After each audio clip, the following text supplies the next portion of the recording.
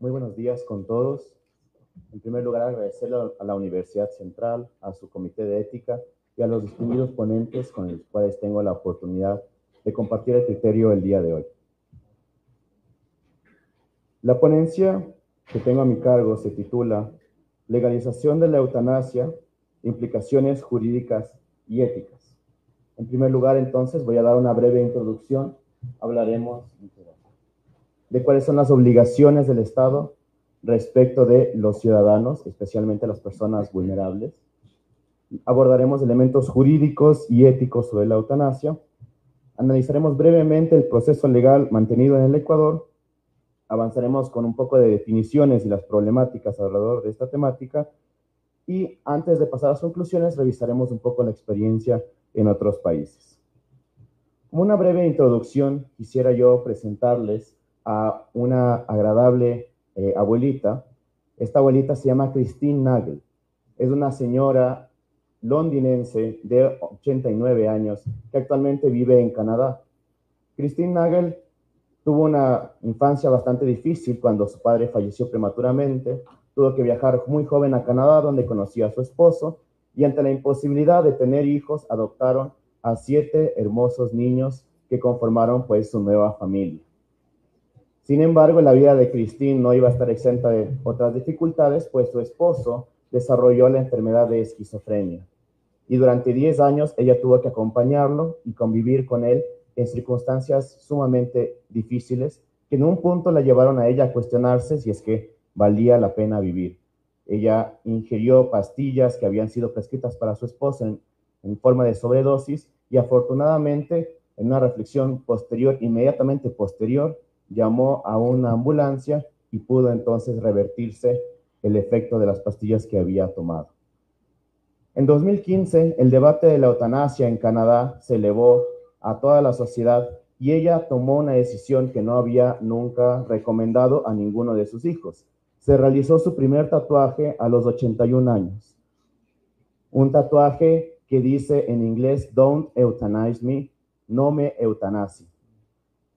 Es importante empezar con esta reflexión en la medida en que son estas personas como Christine, las personas vulnerables de nuestra sociedad, las que se ven expuestas a la legalización de la eutanasia y las que también enfrentan miedos, enfrentan peligros en una sociedad donde se abre esta oportunidad como una puerta, como vamos a ver a continuación. Siguiendo entonces un poco más en el marco del derecho internacional y del derecho ecuatoriano, vemos cómo tanto los tratados internacionales de derechos humanos como nuestra Constitución reconocen la importancia de salvaguardar el derecho a la vida, el derecho a la salud y el derecho a una vida digna, que implica no solo condiciones biológicas, sino también condiciones mínimas en cuanto a vivienda, educación, trabajo y, por supuesto, la salud, que es lo más central en esta conferencia. También vemos que hay una protección constitucional reforzada respecto de niños, niñas y adolescentes, respecto de mujeres embarazadas, adultos mayores, personas con discapacidad, víctimas de violencia y también personas con enfermedades catastróficas. Estos grupos se denominan en nuestra Constitución grupos de atención prioritaria, grupos vulnerables, en virtud de que el Estado se ha comprometido de manera especial a atender las necesidades de estas personas.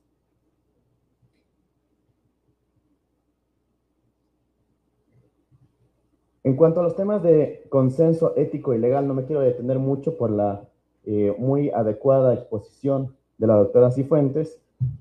Me gustaría entonces diferenciar dos caminos que se encuentran al final de la vida. El uno influenciado más por el principio de beneficencia, el principio de la bioética, y el principio, por supuesto, de autonomía del paciente. En cuanto al principio de beneficencia, tenemos el derecho del paciente al alivio del dolor y a los cuidados paliativos, que ya han sido adecuadamente tratados en esta conferencia. Además, existe también una disposición legal de no negarle una atención a un paciente en una situación crítica. Es decir, esta es una de las salidas que propone el Estado ante una situación de muerte inminente de un paciente. Y por supuesto, respecto del principio de autonomía, tenemos el derecho del paciente al retiro o no inicio de tratamientos con el fin de evitar la distanasia o el encarnizamiento terapéutico, una situación médica en la que la vida es insostenible en sí misma y simplemente pues se alarga el sufrimiento del paciente. Allí también hemos tenido ya una explicación muy clara de lo que es la adecuación del esfuerzo terapéutico. Hablemos entonces un poco de la despenalización de la eutanasia en el Ecuador. En primer lugar, hay que partir de la sentencia de la Corte Constitucional del caso 67-24-23-IN, que fue el caso de Paula Roldán. Este caso, lo que concluyó la Corte es que se debe modificar el tipo penal de homicidio y el Código de Ética Médico del Ecuador para que se admita la eutanasia en contadas circunstancias. También la Corte hizo un acercamiento al concepto de dignidad de la persona, hablando desde el punto de vista jurídico y los tratados internacionales. En mi opinión jurídica, también se hizo una aplicación deficiente del derecho internacional, en la medida en que se utilizó un estándar de menor protección del derecho internacional aplicado a nuestra Constitución, que tiene un estándar de mayor protección respecto de la vida, al determinar que la vida es inviolable y que no debe existir la pena de muerte. Y finalmente, la sentencia también analizó la eutanasia en relación con el derecho al libre desarrollo de la personalidad, también siguiendo el modelo colombiano. Otra crítica que podríamos hacer a la sentencia de la eutanasia es que lastimosamente no contiene adecuada terminología médica y la definición, como veremos más adelante, no se adecua a los estándares que requieren el debate respecto de la eutanasia. Lastimosamente, la Corte avanzó en este caso con una velocidad sin precedentes. Cuando una acción de inconstitucionalidad dura normalmente unos 3 a 4 años, se resolvió en apenas 9 meses bajo presiones mediáticas y políticas. La sentencia, además, emite dos puntos fundamentales. El primero, que el Ministerio de Salud tiene que elaborar un reglamento que ya salió en abril de este año, un reglamento que regule la práctica de la eutanasia respecto de los parámetros que habían sido expuestos en la Corte. Esto también desde el punto de vista jurídico es un tema bastante complejo porque la Corte manda que se haga un reglamento sin que exista una ley o una ley orgánica de por medio. Es decir, el Ministerio de Salud tenía que realizar un marco legal sin que exista un adecuado debate legislativo. Y lastimosamente, pues esto también genera problemáticas y una falta de protección a las personas a quienes se estaría dirigiendo la eutanasia. Finalmente, y el siguiente paso de la eutanasia en el Ecuador, será la promulgación de una ley. La Asamblea le dio a Defensoría del Pueblo un plazo de 6 meses para que presente un proyecto de ley. Este plazo se cumple en julio de este año y a partir de allí tiene la Asamblea un año para debatir y aprobar una ley de eutanasia. Paralelamente se han presentado otros 2 proyectos de ley que igual serán debatidos dentro de la Asamblea Nacional y esperamos que el debate legislativo pueda enriquecerse también, no solo con la información que distinguidos ponentes como los que se encuentran aquí puedan aportar, sino también con un debate social libre de prejuicios y enfocado sobre todo en la protección de las personas que se encuentran al final de la vida. Voy a pasar entonces a la definición y aquí quiero hacer una aclaración. Esta definición que dio la Corte es una definición legal, la definición que tenemos adoptada en el sistema ecuatoriano. Lastimosamente, como ustedes verán, hay una deficiencia grande desde el punto de vista técnico y médico respecto de la definición que la doctora Cifuentes adecuadamente presentó en la ponencia anterior. La definición que da la sentencia en la Corte de la eutanasia es la siguiente. La eutanasia es el procedimiento que a petición de parte o por un representante es realizado por un médico para poner fin a la vida de quien padece sufrimiento insoportable proveniente de una lesión corporal grave e irreversible o una enfermedad corporal grave e incurable.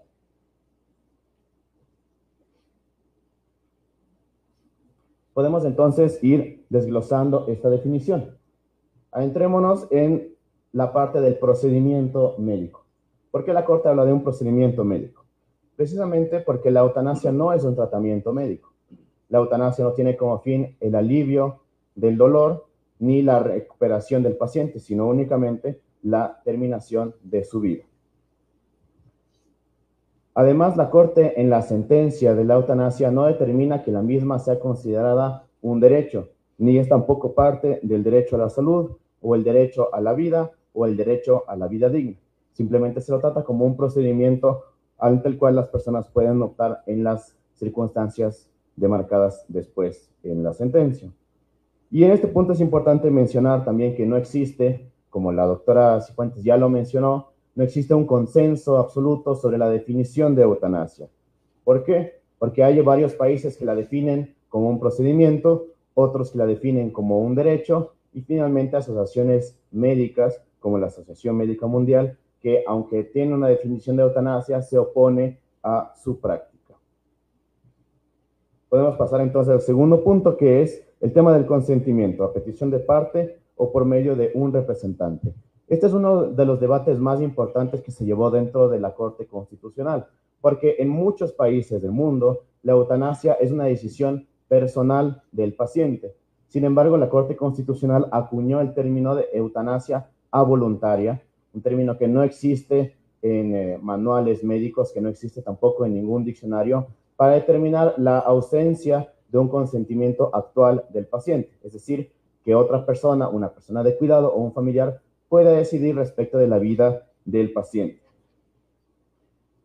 El tema de la capacidad y el consentimiento del paciente es un tema desde el punto de vista legal muy difícil de aproximarse.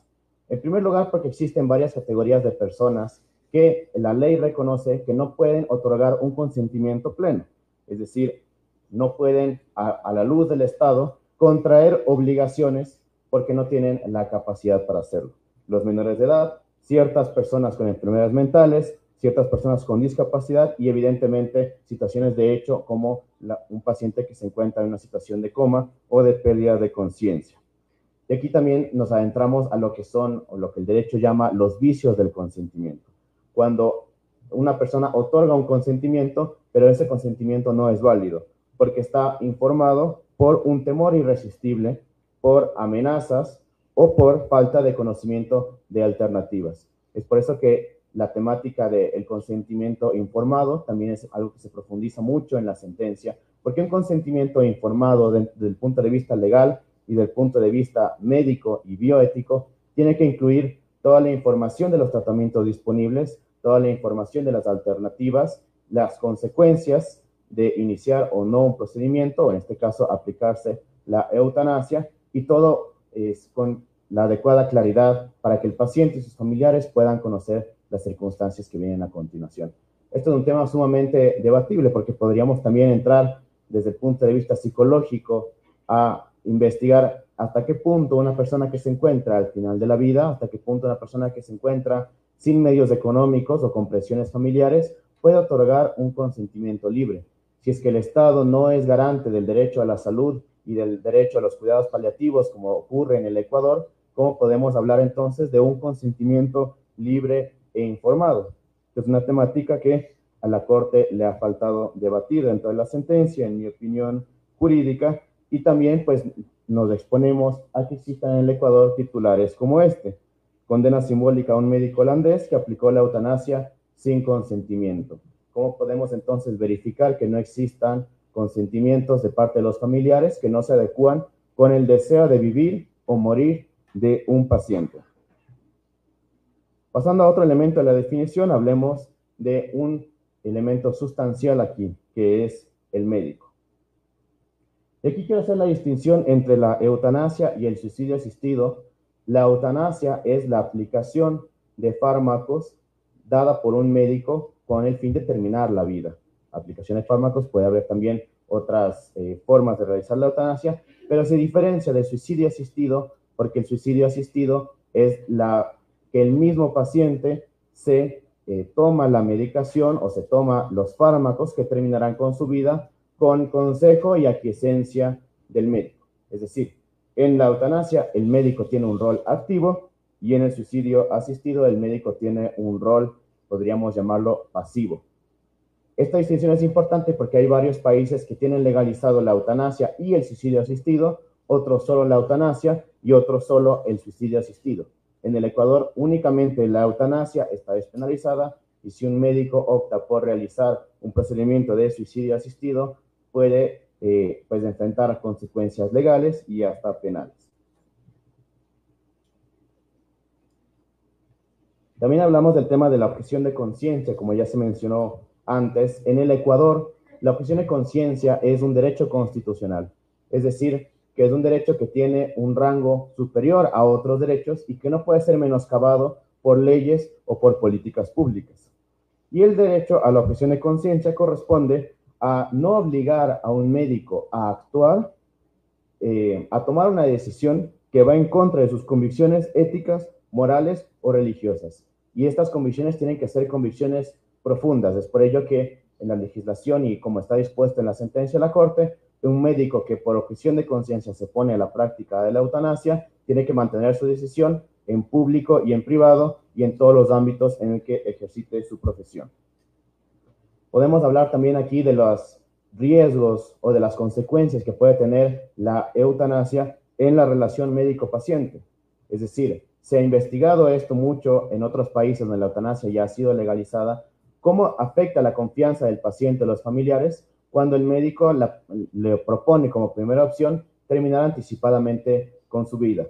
En muchos de estos casos se ha determinado que la confianza del paciente disminuye en la medida en que reconoce que el médico tiene como prioridad terminar con su vida antes de aliviar su sufrimiento u otorgarle un tratamiento para el alivio del dolor.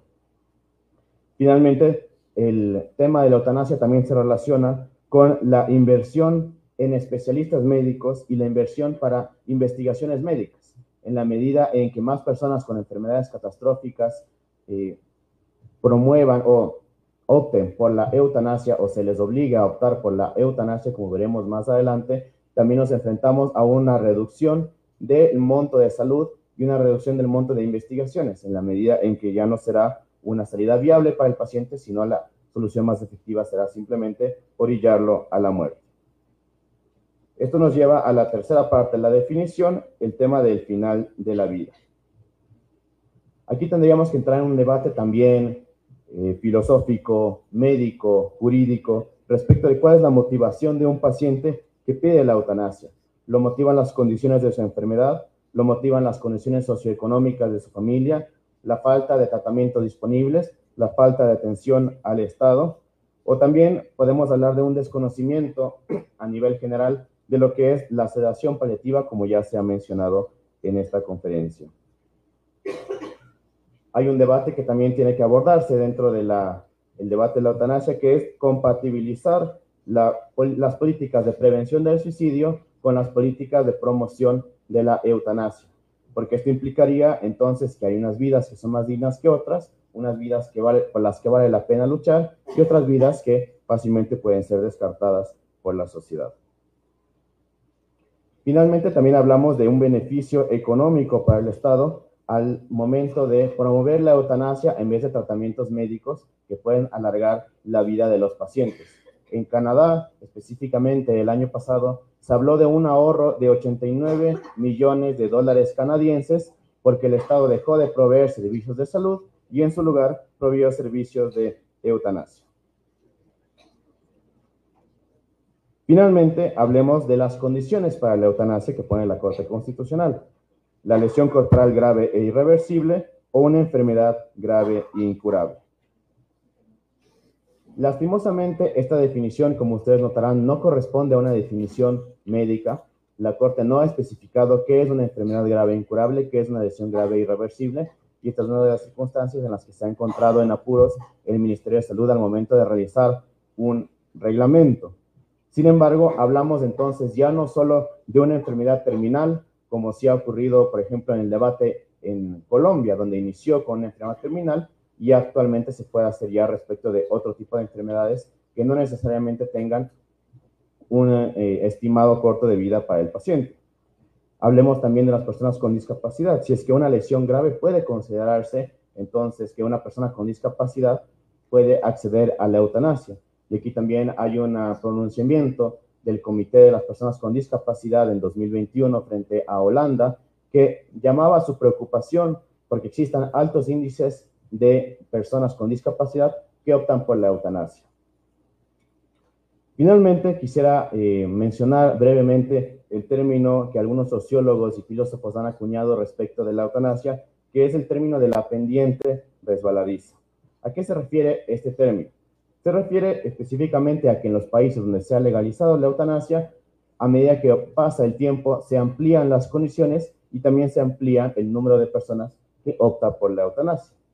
Podemos ver brevemente la historia de la despenalización de la eutanasia en Canadá, partiendo de una prohibición en el Código Penal, en 2015 una despenalización para adultos con afecciones médicas graves e irremediables, en 2016 se amplía a personas con un pronóstico de muerte previsible, en 2021 se elimina el pronóstico de muerte previsible y se abre para personas con todo tipo de dolencias, y actualmente se enfrentan a una discusión respecto a si la eutanasia se debe aplicar o no para personas menores de edad y para personas con enfermedades mentales. Tenemos un pequeño cuadro que nos indica también el aumento de números de muertes de personas que han optado por eutanasia en los últimos años, con un aumento bastante proporcional entre el año 2019 con 5.665 muertes por eutanasia y en 2023 que los números oficiales superan la cifra de 16.000 personas. Actualmente se ha superado ya el umbral del 5% de muertes en Canadá que se dan por la eutanasia. En Holanda el debate de la eutanasia empezó mucho antes, en 1971, con el caso Postma. Allí se abrió el debate sobre la eutanasia, sin embargo no fue hasta 2002 donde entró en vigor la ley de eutanasia y se sigue asistido, una de las primeras en el mundo, que hablaba justamente de la eutanasia para enfermedades terminales.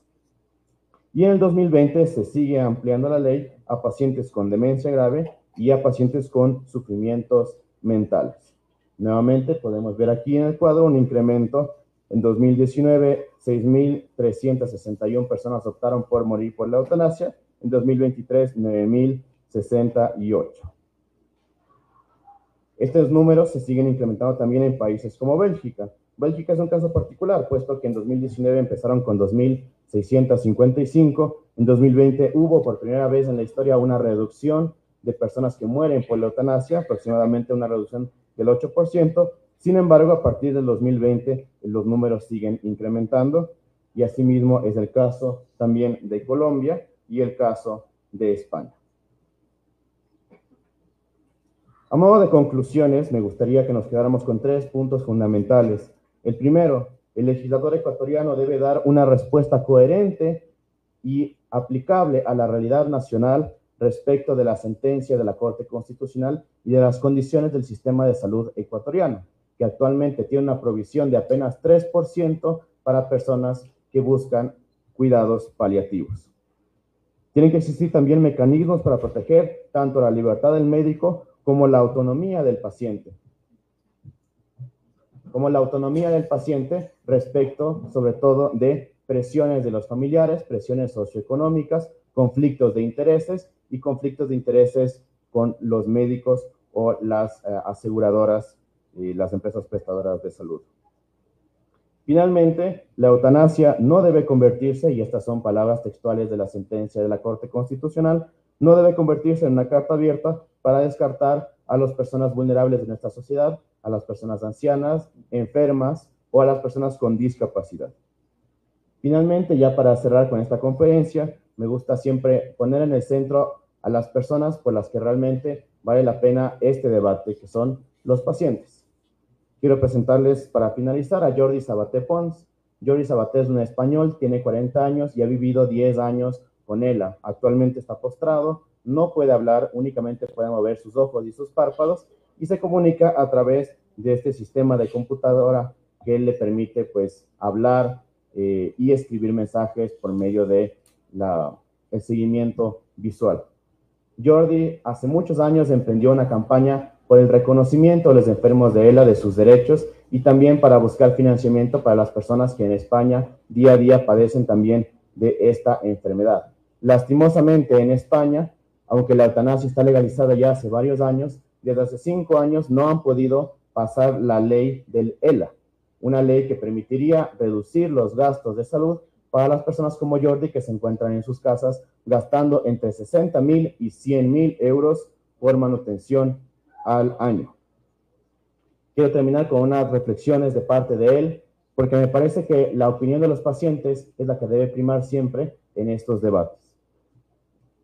Jordi Sabaté, el 12 de junio, a propósito de que se archivó nuevamente el debate sobre la ley de ELA en España, indicó que una persona que desea seguir viviendo pida la eutanasia por no poder pagar sus cuidados de enfermos vitales no es una decisión libre, es un asesinato por parte de los responsables políticos que nos gobiernan. A ver si el mundo lo entiende de una vez. Y un último mensaje de Jordi: las personas que más piden la eutanasia en España son las enfermas con ELA. El 96% no puede afrontar el coste de la enfermedad. Es una decisión libre si la única ayuda pública que nos ofrece el Estado es la muerte. Quiero dejarles con esa reflexión y muchas gracias a todos por su atención.